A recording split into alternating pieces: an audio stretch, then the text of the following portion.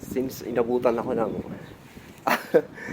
ng katanghaliang tapat, nandito ako sa ngayon sa Bella Posto Resort.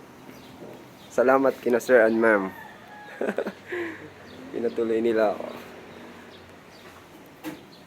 Malayo-layong rides pa to.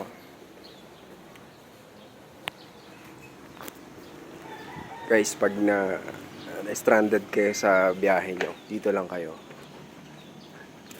It's very accommodating. Binigyan nila ako ng discount. Thank you so much.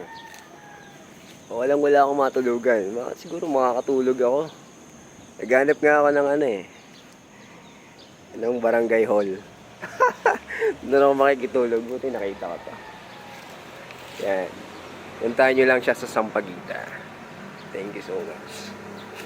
Sampaguita, Lipa, Batangas. Tama, no? Sakop pa rin siya ng Lipa, no? Yan. Lipa. Jet lag na ako. Kasi kung dun pa ako tutulog sa Granha, ang layo eh. Ang layo ng tutulugan ko. Tapos, ganun ako.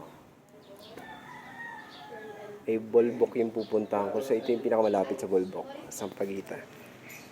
Kaya, salamat sa kanila. Binigyan nila ako ng discount. Makakauwi pa naman. Boracay.